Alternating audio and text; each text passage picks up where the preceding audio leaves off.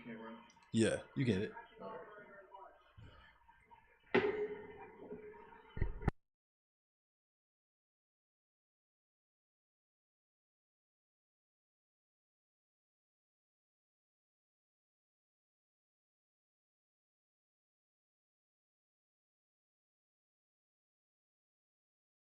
I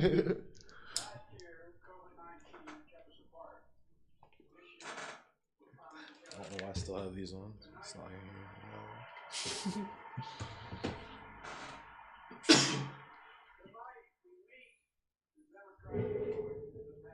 Ain't no fucking Republicans there.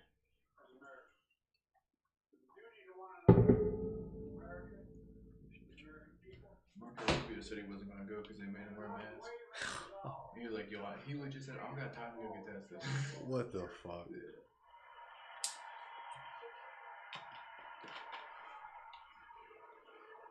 My man's trying to kill people. Damn, Supreme Court ain't standing up.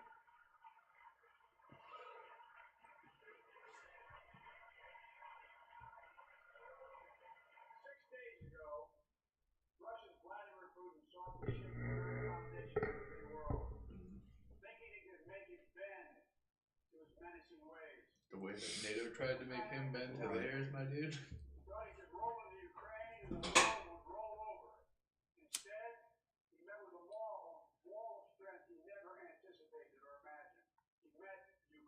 Yeah, he pulls these high as fuck.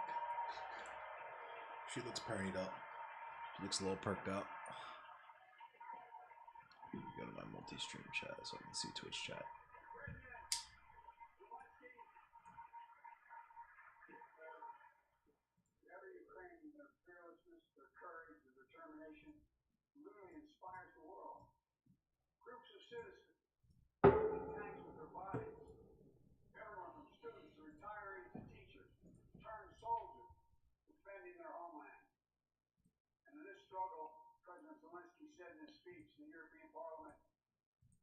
You think Nancy Pelosi's making that baby? She just like popped out her hearing aids and does not know what's going on.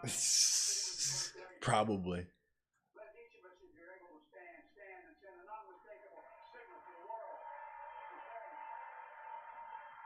Wild. I like that traditional dress though. That's yeah, that is tight.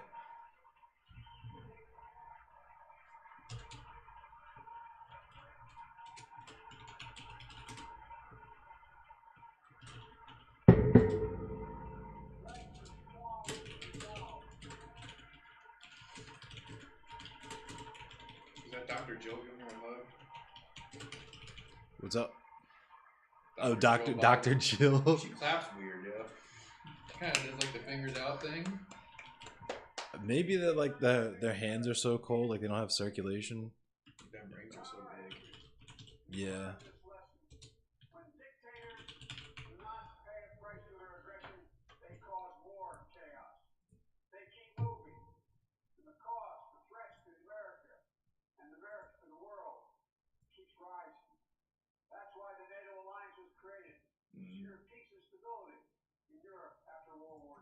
About that one, Joe. Joey, what up, Fat? I don't know about that, Joe.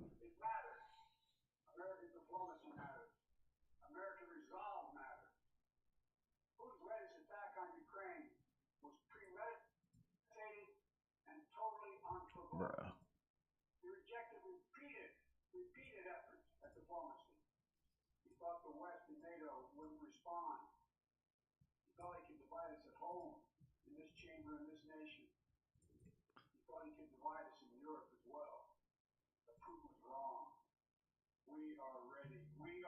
My toolbar won't go away.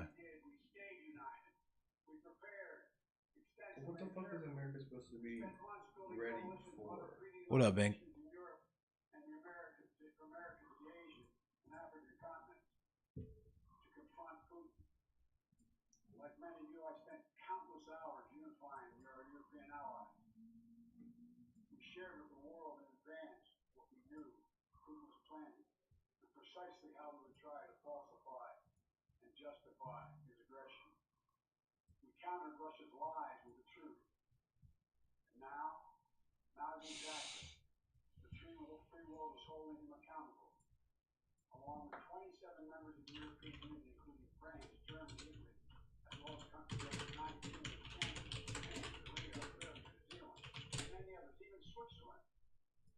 Damn, he straight up about do the Animaniacs name every country thing.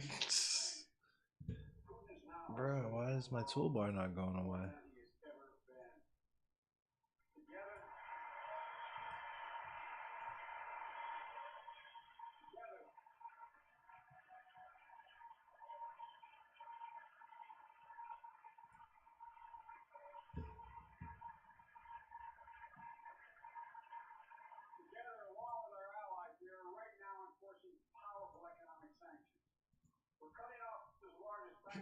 Weird.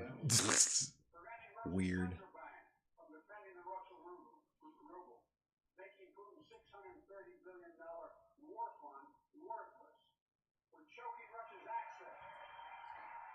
I mean, that's an effective thing that, you know. Let's go, Brandon.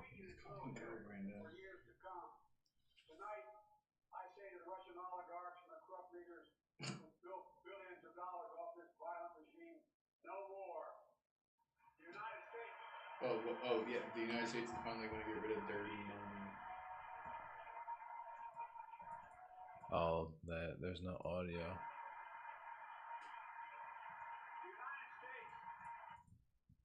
Damn it.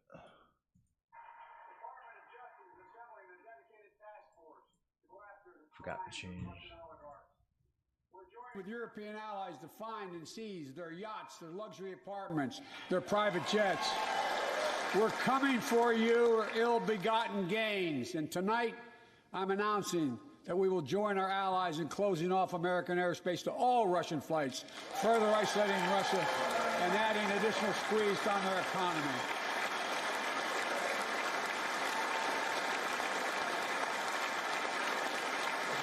He has no idea what's coming.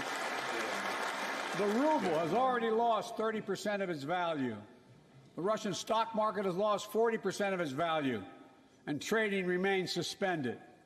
The Russian economy is reeling, and Putin alone is the one to blame. Together with our allies, we're providing support to the Ukrainians in their fight for freedom. Military assistance, economic assistance, humanitarian assistance. We're giving more than $1 billion of direct assistance to Ukraine, and will continue to aid the Ukrainian people as they defend their country and help ease their suffering.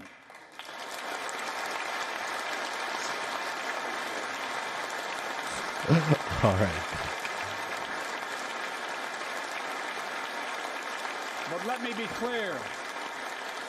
Our forces are not engaged and will not engage in the conflict with Russian forces in Ukraine. Our forces are not going to Europe to fight Ukraine, but to defend our NATO allies in the event that Putin decides to keep moving west.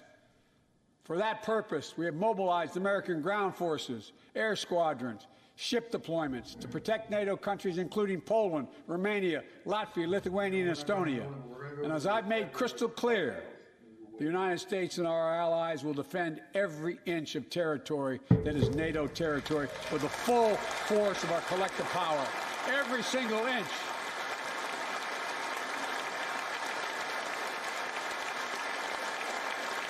Let me see if I can. And we're clear-eyed. The Ukrainians are fighting back with pure courage. But the next few days, weeks, and months will be hard on them. Putin has unleashed violence and chaos. But while he may make gains on the battlefield, he'll pay a continuing high price over the long run. And a pound of Ukrainian people, proud people, pound for pound, ready to fight with every inch of energy they have. They've known 30 years of independence, have repeatedly shown that they will not tolerate anyone who tries to take their country backwards. To all Americans, I'll be honest with you, as I always promised I would be. A Russian dictator invading a foreign country has cost around the world. And I'm taking robust action to make sure the pain of our sanctions is targeted at the Russian economy, and that we use every tool at our disposal to protect American businesses and consumers. Tonight, I can announce the United States has worked with 30 other countries to release 60 million barrels of oil from reserves around the world. America will lead that effort, releasing 30 million barrels of our own strategic petroleum reserve. and we stand ready to do more if necessary, united with our allies. These steps will help blunt gas prices here at home, but I know news about what's happening can seem alarming to all Americans. But I want you to know we're going to be okay. We're going to be okay. When the history of this era is written, Putin's war in Ukraine will have left Russia weaker and the rest of the world stronger.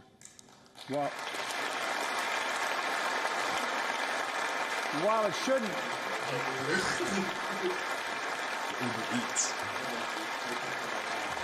While it shouldn't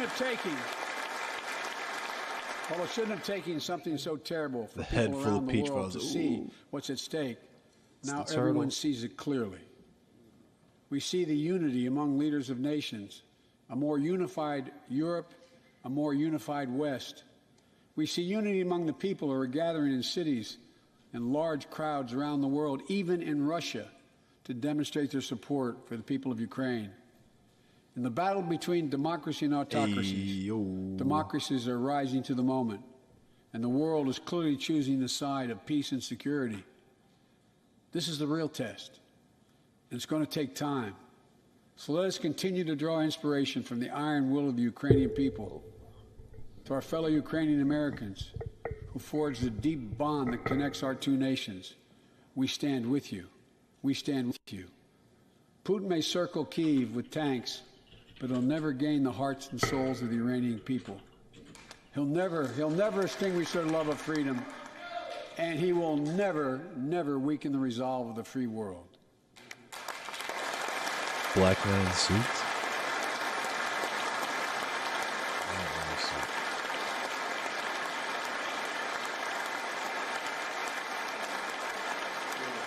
We meet tonight in an America that has lived through two of the hardest years this nation has ever faced. The pandemic has been punishing, and so many families are living paycheck to paycheck, struggling to keep up with the rising cost of food, gas, housing, and so much more. I understand, like many I'll do a suit stream. My dad had to leave his home in Scranton, Pennsylvania to find work. So like many of you, I grew up in a family when the price of food went up, it was felt throughout the family. It had an impact. That's one of the first things I did as president was fight to pass the American Rescue Plan. Because people were hurting. We needed to act, and we did. That's what we're getting, 4.1 Few pieces of legislation have done more at a critical moment in our history to lift us out of a crisis. It fueled our efforts to vaccinate the nation and combat COVID-19, delivered immediate economic relief to tens of millions of Americans. Is that like, help put food on the table. Remember those long lines of cars waiting for hours just to get a box of food put in their trunk? It cut the cost of health care insurance. And as my dad used to say, it gave people just a little bit of breathing room. Unlike the $2 trillion tax cut passed in the previous administration that benefited the top 1% of Americans, the American Rescue Plan helped working people and left no one behind. Folks, that's going to get me in. And it worked. This is going to be on TikTok tonight. Not even tomorrow. Like, I'll see a TikTok of that tonight.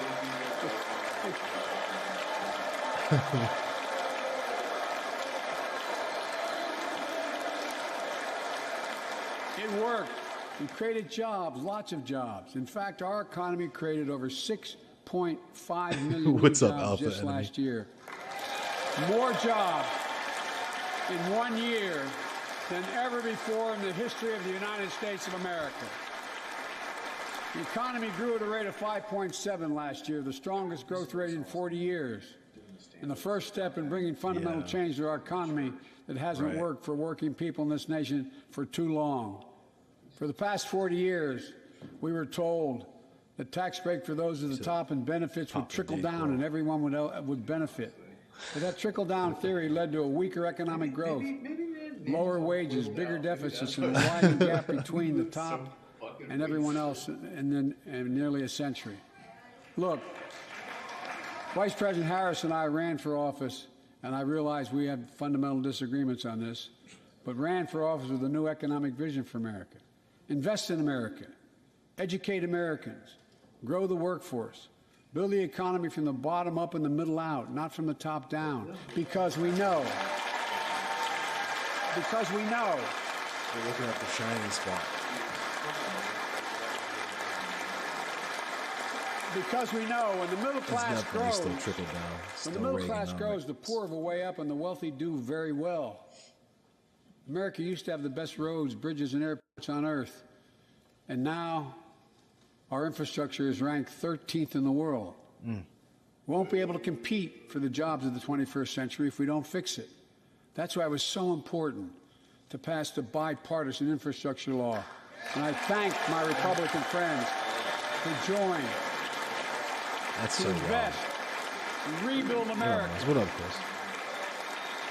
The single biggest He said from the bottom up and the middle out.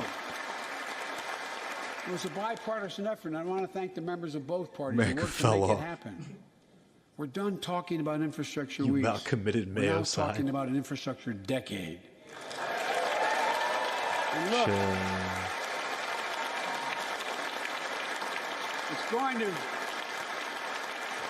it's going to transform America, to put us on a path to win the economic competition of the 21st century that we face with the rest of the world, particularly China. Absolutely. I told Xi Jinping it's never been a good bet to bet against the American people. We'll create good jobs for millions of Americans, modernizing roads, airports, ports, waterways, all across America. And we'll do it to withstand the devastating effects of climate change and promote environmental justice. We'll build a national network of 500,000 electric vehicle charging stations. Begin to replace the poisonous lead pipes so every child, every American has clean water to drink at home and at school. We're going to provide affordable, high-speed internet for every American. Damn, ready to get the high speed? Suburban, urban, and tribal communities. 4,000 projects have already been announced. Many of you have announced them in your districts. And tonight, I'm announcing that this year, we will start fixing over 65,000 miles of highway and 1,500 bridges in disrepair. And folks, hell yeah.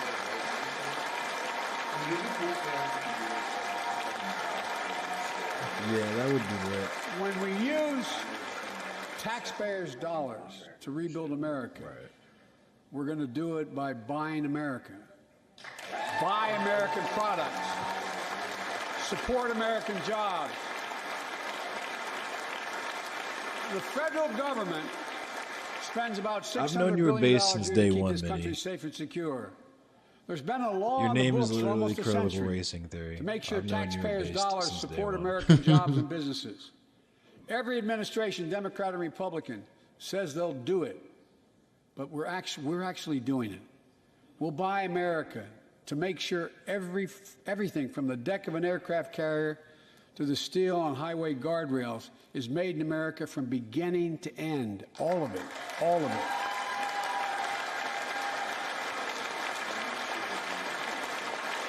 Yeah, But folks, every time. to compete for the jobs of the future, we also need a level playing field with China and other competitors. Right. That's why it's so important to pass the Bipartisan Innovation Act sitting in Congress that will make record investments in emerging technologies and American manufacturing. We used to invest almost 2% of our GDP in research and development. We don't now. Yeah, she's just adjusting China the is. veneers. Let me give you one example why it's so important to pass. If you travel 20 miles east of Columbus, Ohio, you'll find 1,000 empty acres of land. Yep.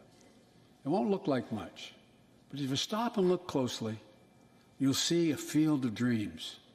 The ground on which America's future will be built. What? That's where Intel, the American company that helped build Silicon Valley, I thought he was going to talk about housing. is going to what is he build doing? a $20 billion semiconductor megasite. Oh my God! Up to dude. 8 state-of-the-art factories in one place. Thank you, Intel. 10,000 new jobs. In those factories, the average job about $135, $100,000 a year. Some of the most sophisticated manufacturing in the world. to make computer chips the size of a fingertip. The power of the world in everyday lives, from smartphones, technology to the internet, technology that's yet to be invented. But that's just the beginning. Intel CEO Pat Gelsinger, who's here tonight. I don't know where Pat is. Pat, there you go, Pat. Stand up. We'll see how much it opens up. Pat.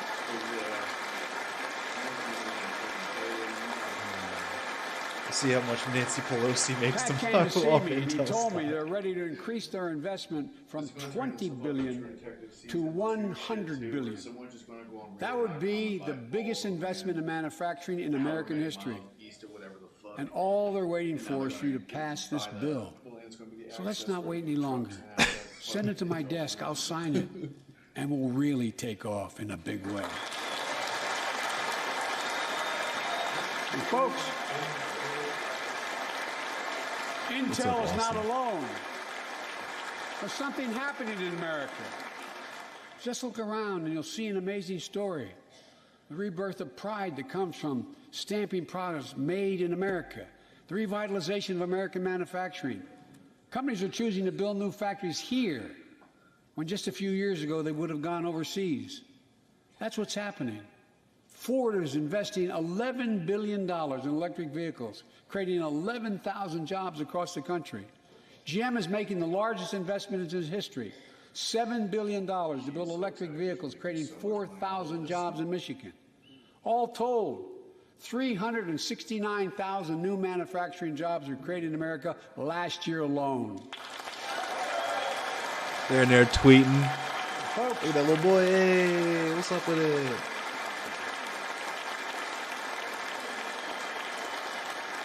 powered by people I've met like JoJo Burgess. I'm just like looking at the black dude down in the Union corner. It's Steelworkers like, in Pittsburgh. Who's here tonight? Where are you, JoJo? There you go. Thanks, buddy.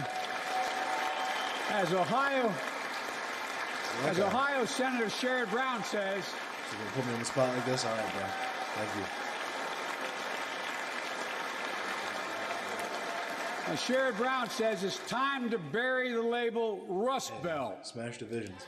It's time to see the what used to be called the Rust Belt become the home of a significant resurgence of manufacturing.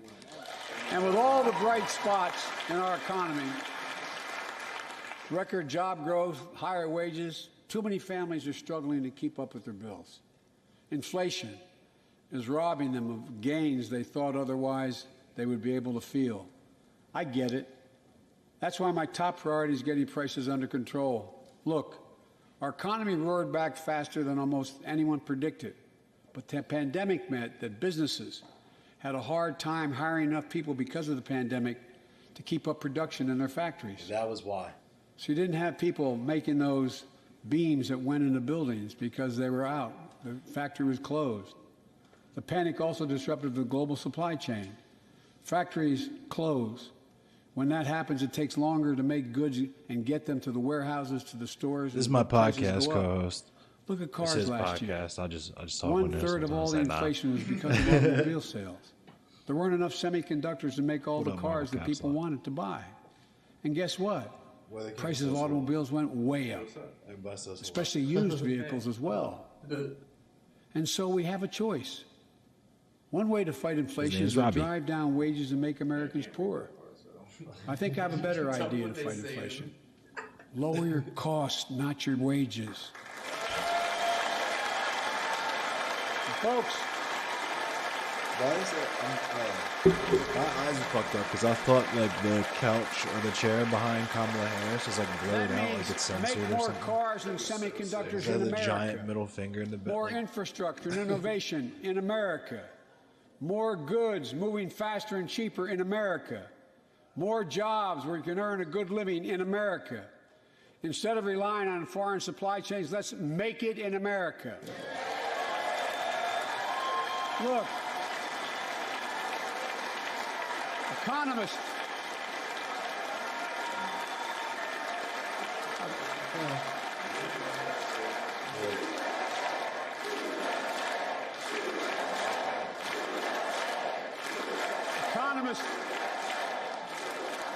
this increasing the productive capacity of our economy.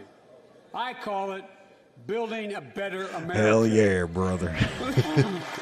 USA, brother. My plan to fight inflation will lower your cost and lower the deficit. 17 Nobel laureates in economics said my plan will ease long-term inflationary pressures. Top business leaders, and I believe most Americans support the plan. And here's the plan. First, cut the cost of prescription drugs. When are we going to get Medicare for all, Brubby Bub? For the same drug produced by the same company in America and any other country in the world. Just look at insulin. Still got to pay for medicine. 1 in 10 Americans has diabetes.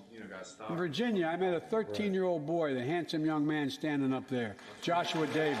He's got diabetes. He and his dad both have type 1 diabetes. Oh, no. Which means they need insulin every single day. Insulin costs about $10 a vial to make. Wow. That's what it costs the pharmaceutical company.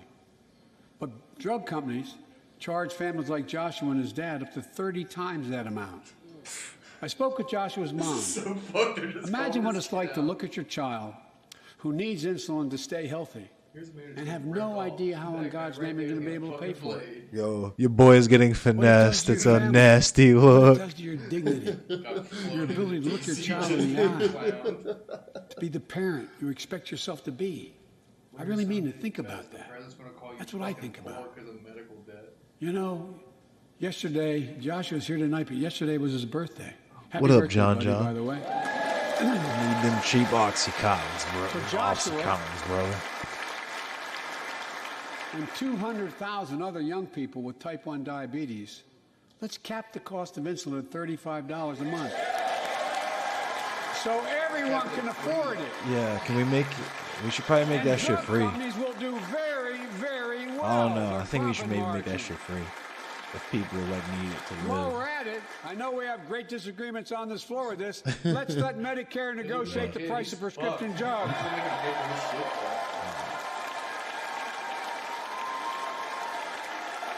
They already Shout out to everybody in chat right now. Sorry, I'm not set really the reading price chat for like that. I'm VA trying drugs.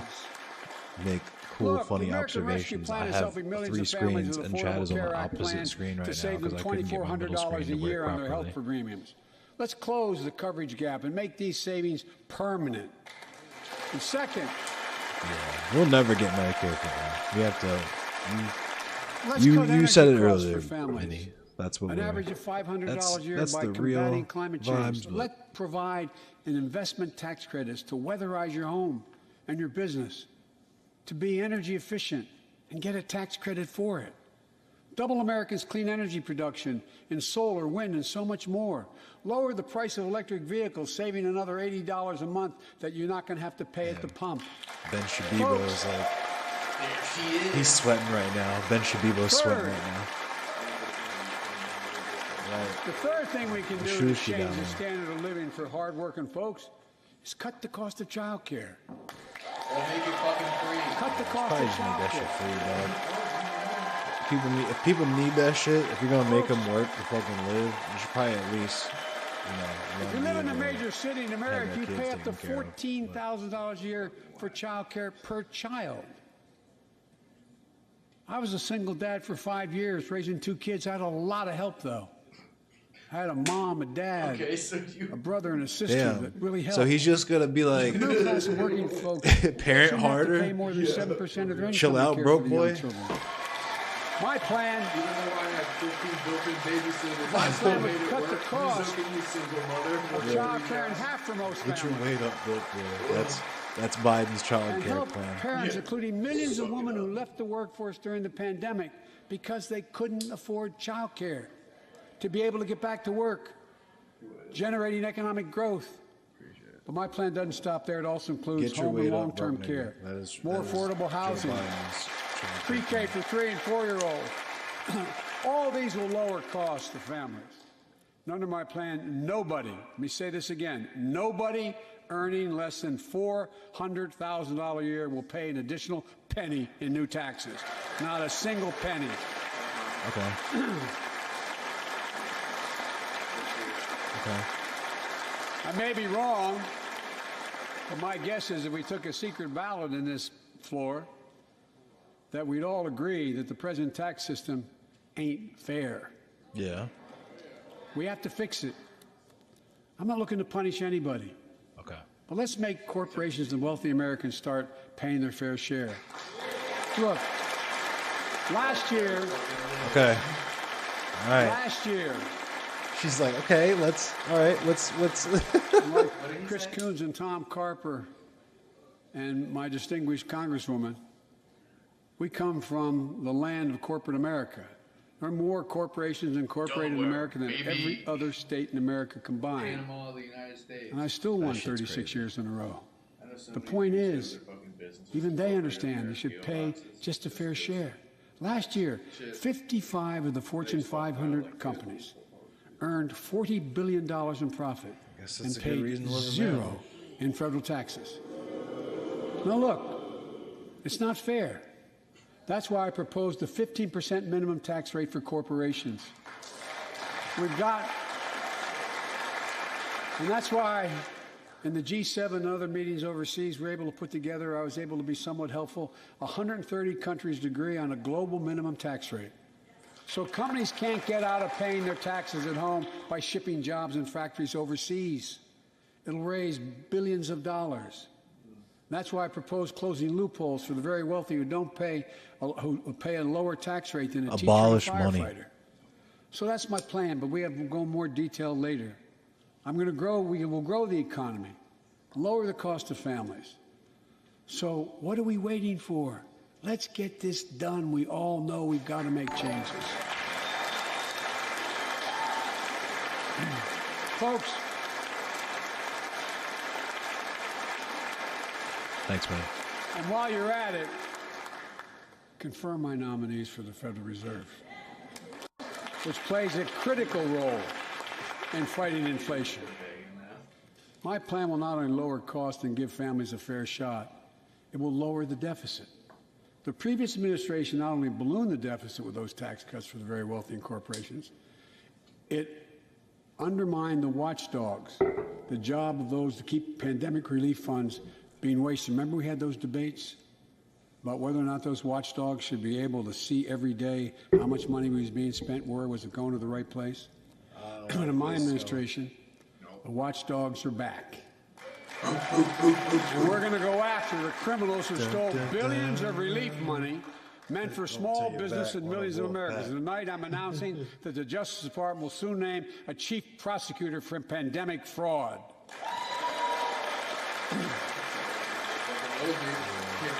Look.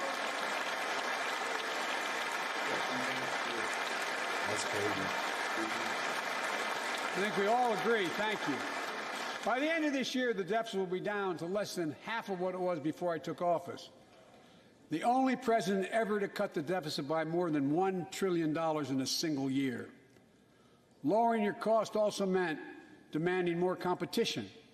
I'm a capitalist, but capitalism without competition is not capitalism. Capitalism without competition is exploitation. It drives up profits. What are you doing? You're so close. Corporations have to compete. Yeah, that's going to be me. Their profits go up and your prices go up when they don't have to compete. Small businesses and family farmers and ranchers, I need not tell some of my Republican friends from those states. Guess what? You got 4 basic meat packing facilities. That's it. You play with them or you don't get to play at all. And you pay a hell of a lot more. A hell of a lot more because there's only 4. See what's happening with ocean carriers and moving goods in and out of America. During the pandemic, about half a dozen or less foreign-owned companies raised prices by as much as 1,000% and made record profits. Tonight, I'm announcing a crackdown on those companies overcharging American businesses and consumers. And folks, oh yeah, Ben, they're always going to take you with them because this comedy is just a smear. Exactly. As Wall Street firms take over more nursing homes, quality in those homes has gone down and costs have gone up. That ends on my watch. Medicare is going to set higher standards for nursing homes, and make sure Comrade loved ones Joe, get the Comrade care they Brandon. deserve and that they inspect and they will look at closely. We're also going to cut costs to keep the economy going strong and giving workers a fair shot, provide more training and apprenticeships, hire them based on skills, not just their degrees. Let's pass the Paycheck Fairness Act and paid leave. Raise the minimum wage to $15 an hour and extend the child tax credit so no one has to raise a family in poverty. Let's go, Comrade. Let's increase Pell Grants, increase our historic support for HBCUs, and invest in what Jill, our First Lady who teaches full-time, calls America's best-kept secret, community colleges. Look, let's pass the PRO Act. When a majority of workers want to form a union, they shouldn't be able to be stopped. When we invest in our workers and we build an economy from the bottom up and the middle out together, we can do something we haven't done in a long time. Build a better America. For more than 2 years, COVID has impacted every decision in our lives and the life of this nation. And I know you're tired, frustrated, and exhausted. That doesn't even count the close to 1 million people who sit at a dining room table or a kitchen table and look at an empty chair because they lost somebody. But I also know this, because of the progress we've made, because of your resilience and the tools that we have been provided by this Congress, tonight I can say we're moving forward safely back to a more normal routines. We've reached a new moment in the fight against COVID-19, where severe cases are down to a level not seen since July of last year. Just a few days ago, the Center for Disease Control and Prevention issued a new mask guidelines. Under the new guidelines, most Americans and most of the country can now go mask-free. And based on projections, more of the country will reach that point across the next couple of weeks. And thanks to the progress we've made in the past year, COVID-19 no longer need control our lives. I know some are talking about living with COVID-19, but tonight I say that we never will just accept living with COVID-19. We'll continue to combat the virus as we do other diseases. And because this virus mutates and spreads, we have to stay on guard. And here are 4 common sense steps as we move forward safely, in my view. First, stay protected with vaccines and treatments. We know how incredibly effective vaccines are. I knew they were going to do this. If you're vaccinated and boosted, you have the highest degree of protection. We'll never give up on vaccinating more Americans. Now, I know parents with kids under 5 are eager to see their vaccines authorized for their children. Scientists are working hard to get that done. We'll be ready with plenty of vaccines if and when they do. We're all ready. We are also ready with antiviral treatments. If you get COVID-19, the Pfizer pill reduces your chances of ending up in the hospital by 90%. I've ordered more pills than anyone in the world has. You got to pay for Pfizer's working overtime to get us 1 million pills this month and more than double that next month. And now we're launching the Test to Treat initiative. So people can get tested at a pharmacy, and if they prove positive, receive the antiviral pills on the spot at no cost. And folks, I mean, it's still... He said, no, I'm not.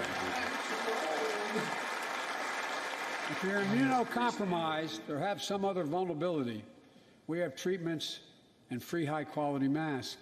We're leaving no one behind or ignoring anyone's needs as we move forward. On testing, we've made hundreds of millions of tests available, and you can order them for free to your doorstep. Decent immune system, just get and we've already ordered free tests. If you already ordered free tests tonight, I'm announcing you can order another group of tests. Go to covidtest.gov starting next week, and you can get more tests. Second, we must prepare for new variants. Over the past, we've gotten much better at detecting new variants. If necessary, we'll be able to develop new vaccines within 100 days instead of maybe months or years. And if Congress provides the funds we need, we'll have new stockpiles of tests, masks, pills ready if needed. I can't promise a new variant won't come, but I can promise you We'll do everything within our power to be ready if it does. Third,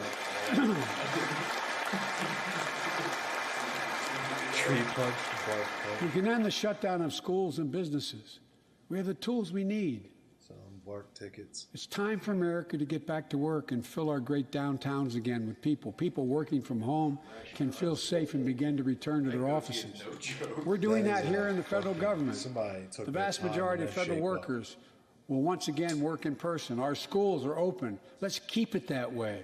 Our kids need to be in school. I wish. Maybe we have someone that to do something.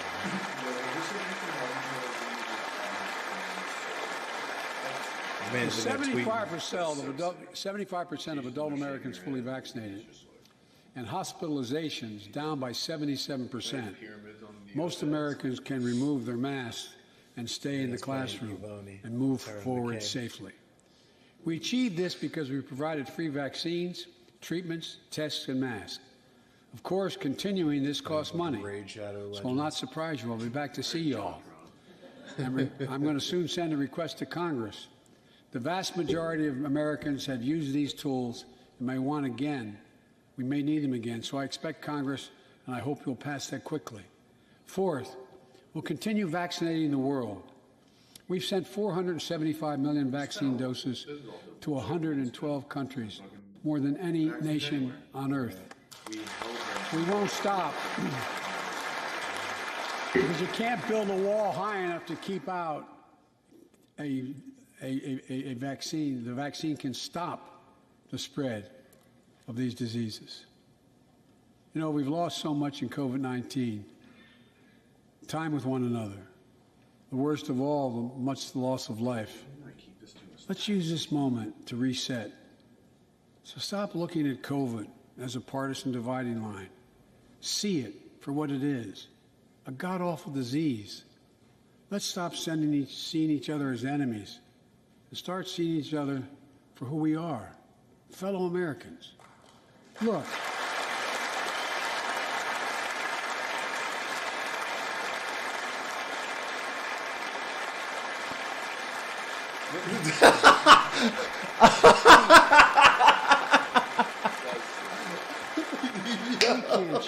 I hope somebody makes a gift of that. It's a long time in coming.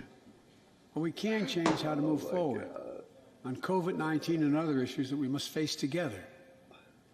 I recently visited New York City Police Department days after the funerals of Officer Wilbur Mora and his partner, Officer Jason Rivera.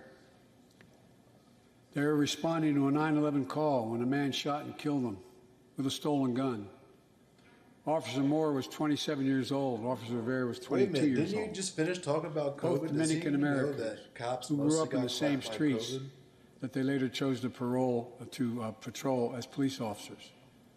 I spoke with their families, and I told them that we were forever in debt for their sacrifices, and will carry on their mission to restore the trust and safety of every community deserves.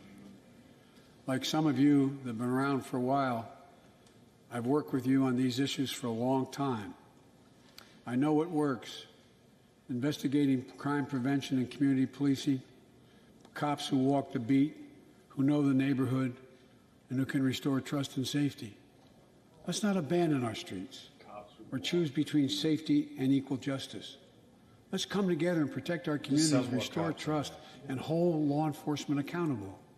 That's why the Justice Department has required body cameras, banned chokeholds, and restricted no-knock warrants for its officers. That's why the American Rescue Plan that you all provided $350 billion that cities, states, and counties can use to hire more police, invest in more proven strategies.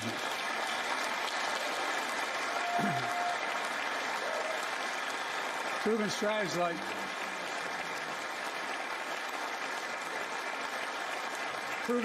like community violence interruption, trusted messengers, breaking the cycle of violence and trauma, giving young people some hope. We should all agree the answer is not to defund the police.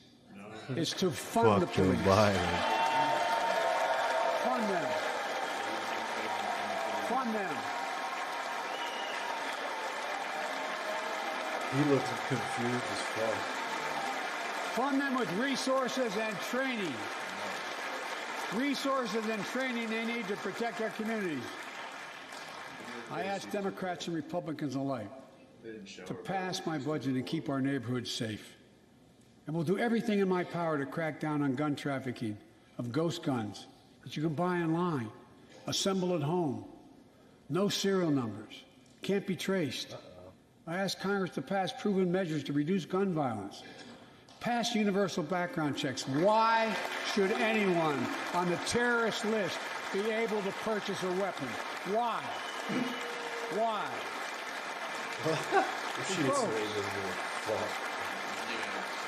Ban assault weapons with high-capacity magazines that hold up to 100 rounds. You think the deer are wearing Kevlar vests? Look, repeal the liability shield that makes gun manufacturers the only industry in America that can't be sued. The only one. Imagine had we done that with the tobacco manufacturers. These laws don't infringe on the Second Amendment. They save lives. The most fundamental right in America is the right to vote and have it counted. And look, it's under assault. In state after state, new laws have been passed. Concealed carry. Not only to suppress the vote, we've been there before, but to subvert the entire election. We can't let this happen. Tonight I call on the Senate to pass the Freedom to Vote Act, pass the John Lewis Act, Voting Rights Act. And while you're at it, pass the Disclose Act so Americans know who's funding our election. Look, tonight, I'd like to honor someone who dedicated his life to serve this country. Justice Breyer, an Army veteran, constitutional scholar, retiring Justice of the United States Supreme Court. Justice Breyer, thank you for your service. Thank you, thank you, thank you. I mean it. Get up, stand up and see you. Thank you.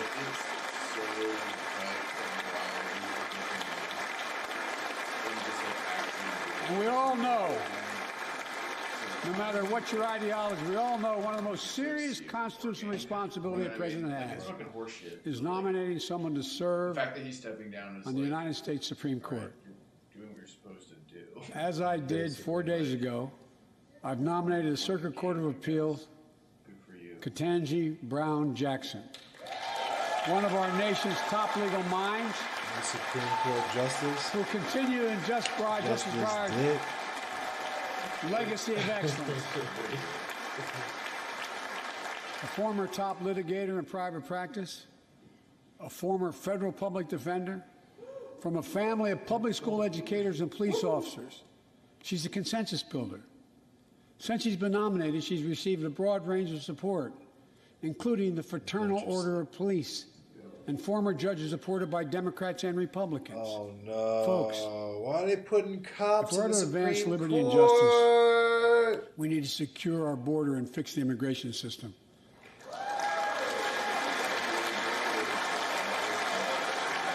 Oh, my God.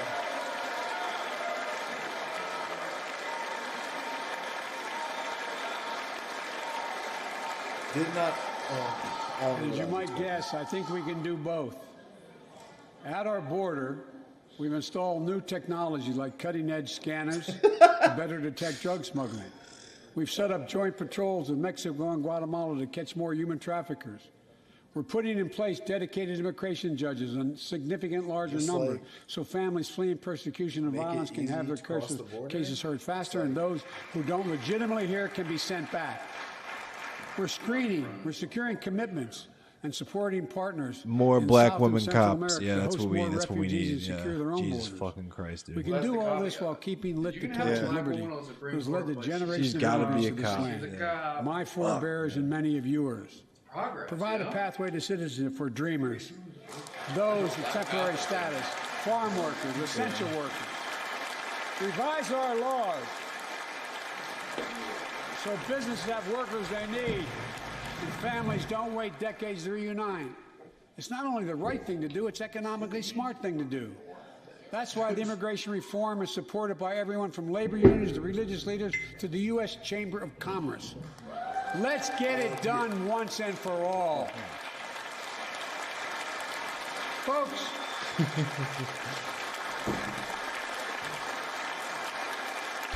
advancing liberty and justice also requires protecting the rights of women.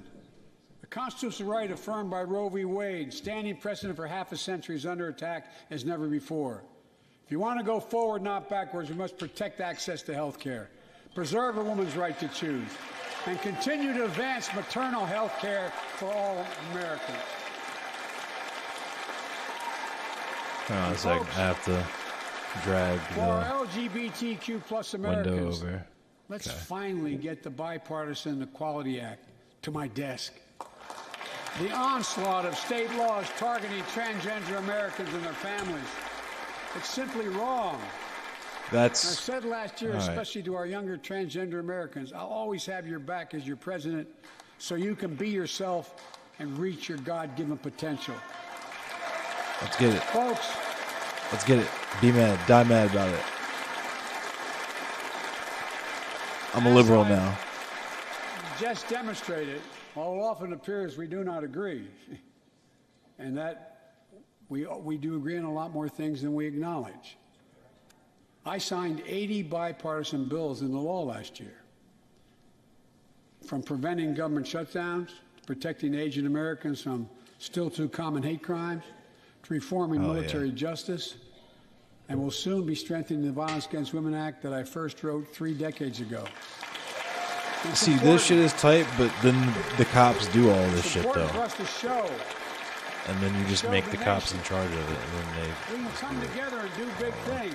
The cops just Tonight I'm offering a unity agenda for the nation. treat transgender 4 people big like things shit. we can do together, in my view. First, beat the opioid epidemic. There's so much we can do. Increase funding for prevention, treatment, harm reduction, and recovery. Get rid of outdated rules and stop doctors stop doctors prescribing treatments. Stop the flow of illicit drugs by working with state and local law enforcement to go after the traffickers. And if you're suffering from addiction, damn, they're gonna go after the CIA. You're not alone. I believe in recovery, and I celebrate the 23 million Americans in recovery. Second, let's take on mental health. No audio cut out. Have been turned upside down.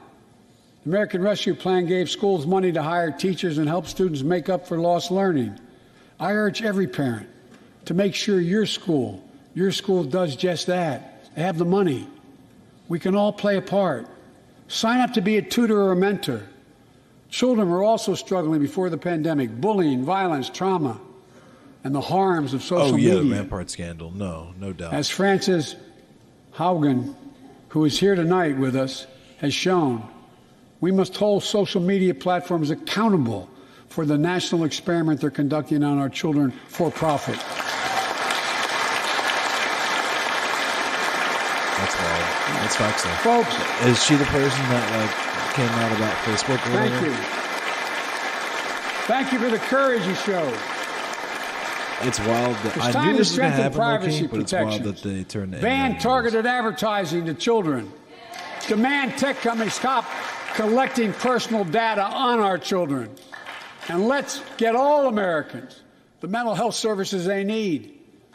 More people can turn for help and full parity between physical and mental health care if we treat it that way in our insurance.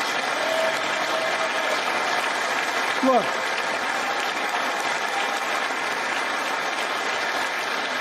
the third piece of that agenda is support our veterans.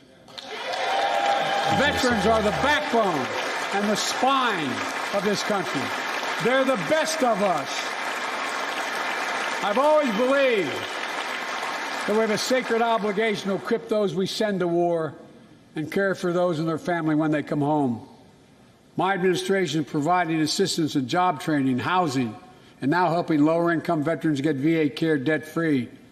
And our troops in Iraq and Afghanistan have faced many dangers. Hell yeah, one being brother. stationed at bases breathing in toxic smoke Bring from our burn boys pits. home, bro. Many of you have been there. I've been in and out of Burn Iraq and pits. Afghanistan over 40 times. These burn pits that incinerate waste, the waste of war, medical and hazardous material, jet fuel, and so much more. And they come home. Many of the world's fittest and best trained warriors in the world. That's so crazy. Never the same. Headaches, numbness, dizziness. Cancer. A cancer that would put them in a flag-draped coffin. I know. One of those soldiers was my son, Major Bo Biden. I don't know for sure if the burn pit that he lived near, that his hooch was near, in Iraq and earlier than that in Kosovo, is the cause of his brain cancer, the disease of so many other troops. But I am committed to find out everything we can, committed to military families like Danielle Robinson from Ohio, the widow of Sergeant First Class Heath Robinson. He was born a soldier, Army National Guard, combat medic in Kosovo and Iraq, stationed near Baghdad, just yards from burn pits the size of football fields. Damn. Danielle is here with us tonight. Are you fucking serious? They love going to Ohio State football games. Ohio State, yeah. Bro.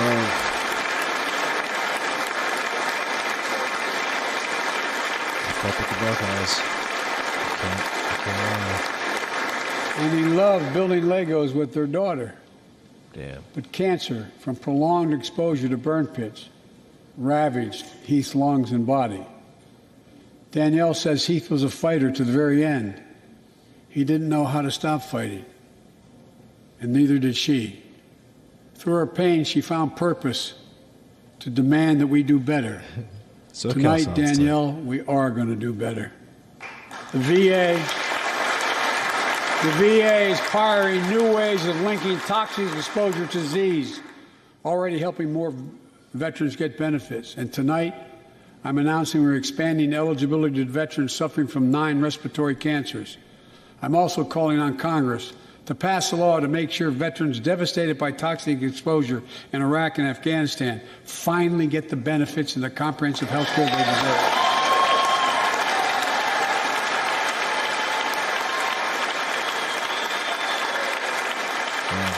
That's wild. Sorry we fucked your life up and you couldn't die, but we'll at least make you comfortable to the end.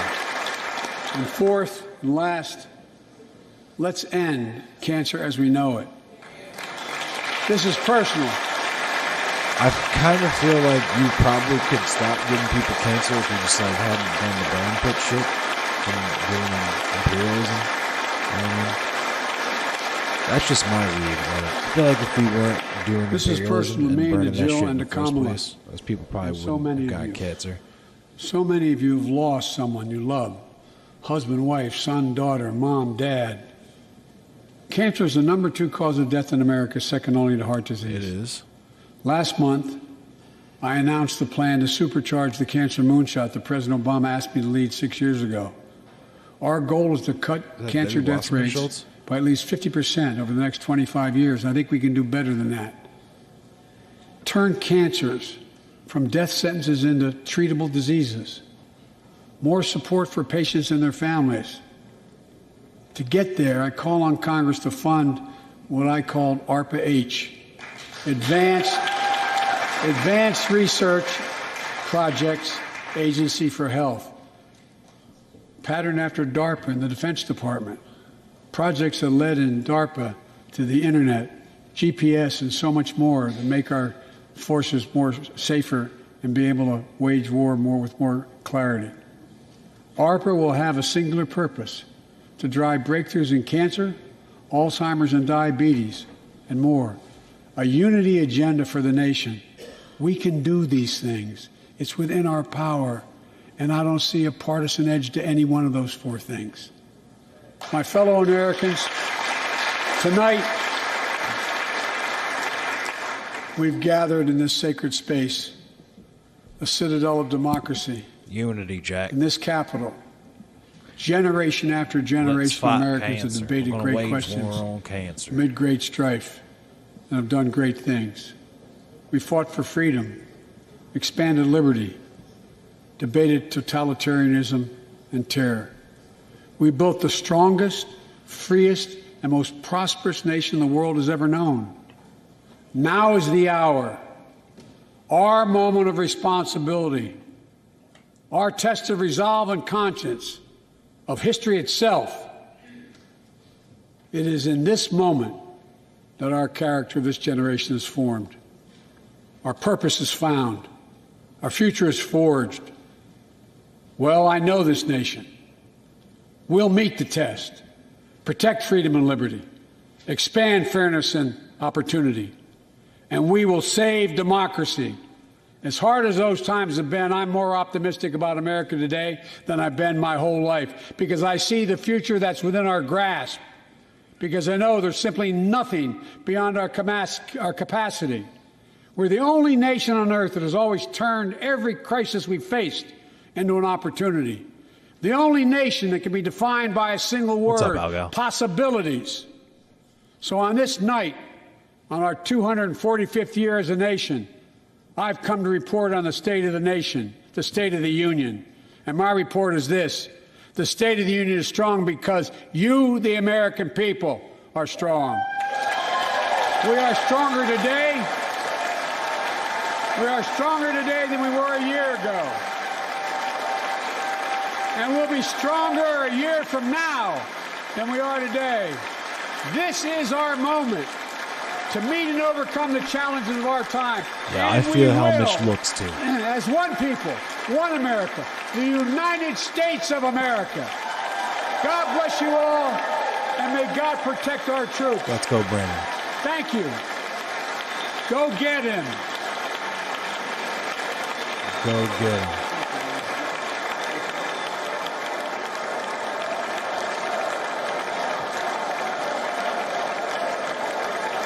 Go get him.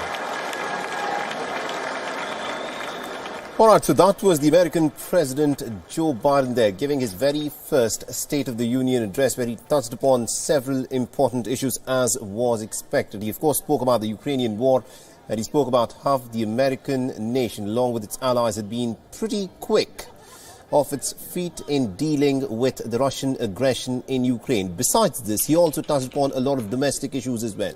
He touched upon issues like the COVID-19 pandemic and how his government, he claims, is trying to make lives better for the people.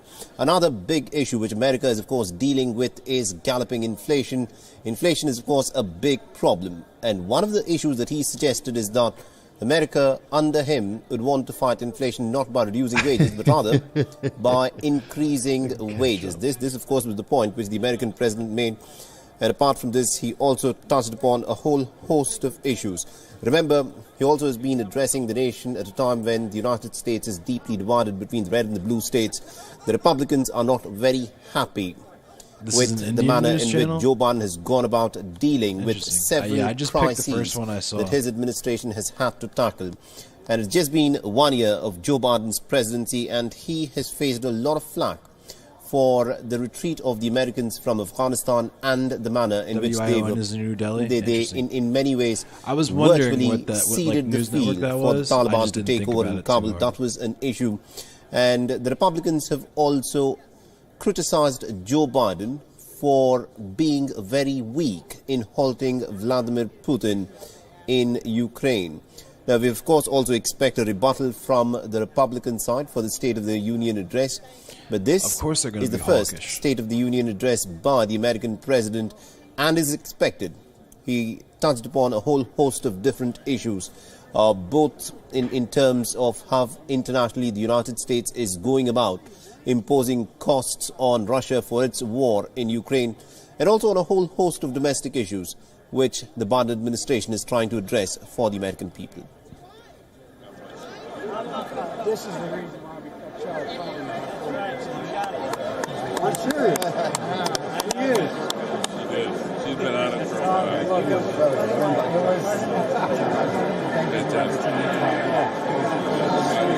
We can do that. Prescription drugs.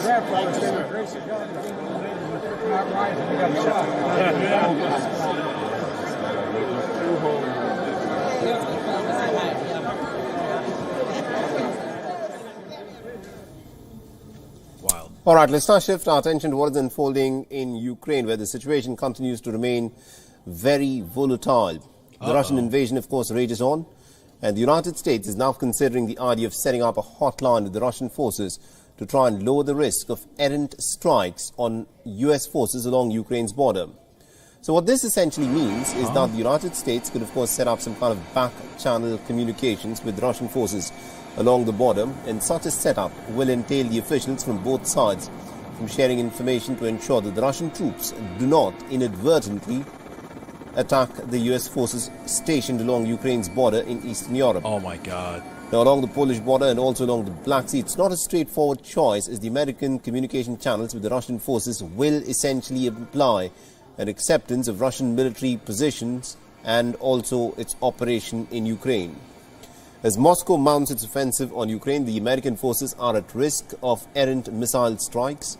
A communication channel could, of course, help ensure that forces from both sides work in clearly demarcated zones. Russia's stance on this idea is not very clear. Such a communication hotline isn't unheard of.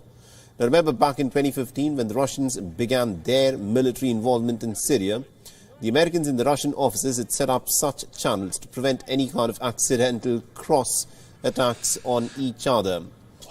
But despite a 24-hour hotline, there were some incidents that threatened to trigger a crisis between the two giant nations.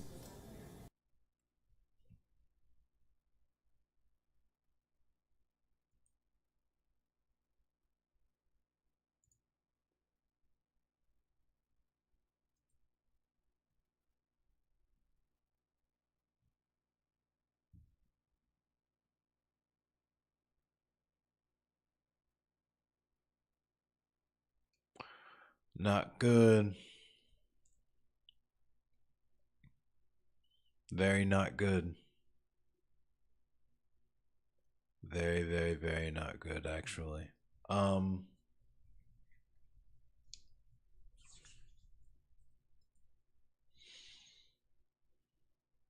Yeah, it's not good.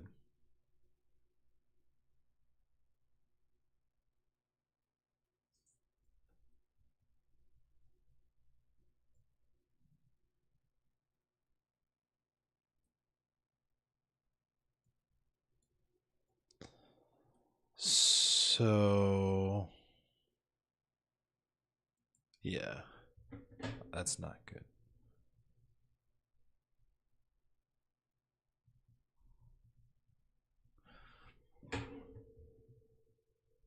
So, Ukraine got accepted into the EU, and we're sending people over because apparently it's possible for Russia to accidentally hit U.S. troops that are on the eastern Ukrainian border with missiles. All of that sounds like a fucking nightmare.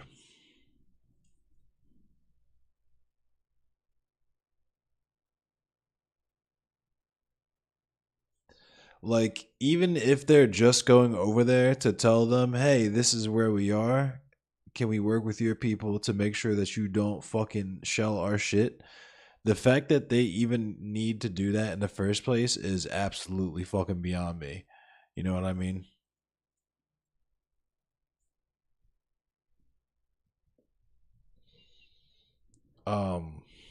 Yeah, that's not fucking good.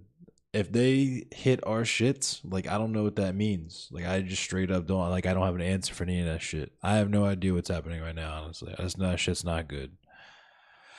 That shit is not good.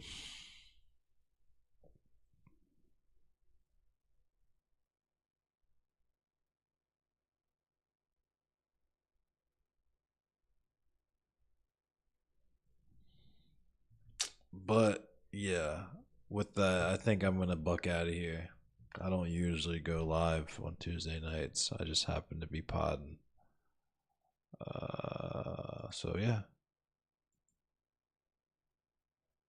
With that,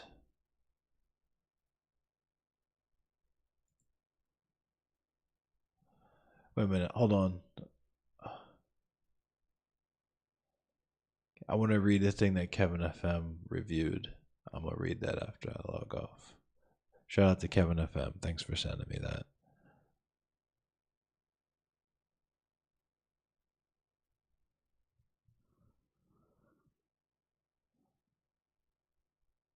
If they hit us, they pull aggro. That's what I'm saying. Like I don't know if they're gonna pull aggro. Made the units just bearable. That's the other thing is just like it's low key just content vibes. Like I happen to be podding. We were podding.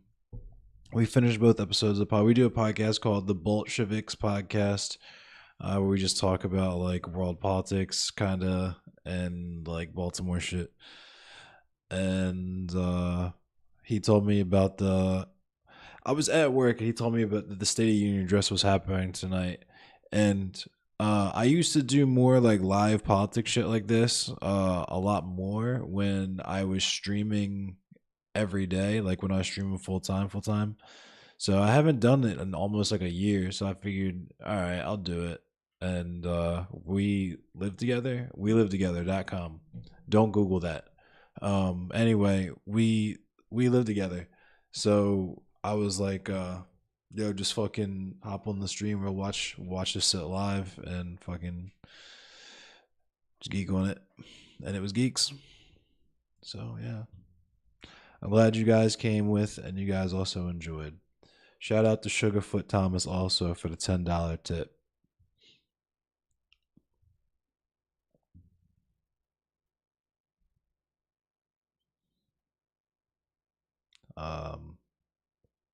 I am very hungry and therefore, yeah.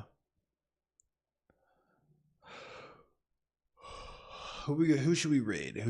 Let's see.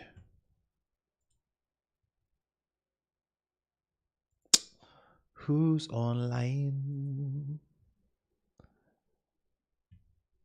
I haven't rated Beer Bash in a minute. I'll rate Beer Bash. Who's online? Oops.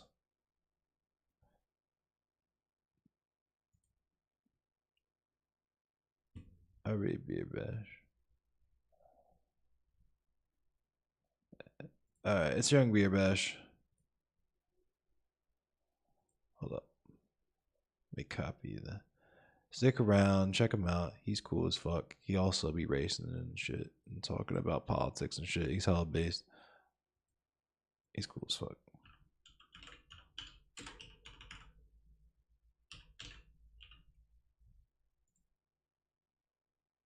Spell his name right. Nope.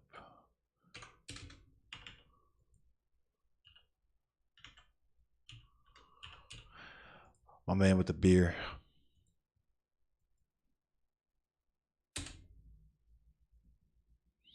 All right. I'll see you guys tomorrow at 10 p.m. Eastern Standard Time. That's New York time. I'll be talking. I'm probably going to play Elden Ring. It's probably just what I'm going to do. I'm going to be playing Elden Ring with the homies. So if you like Elden Ring,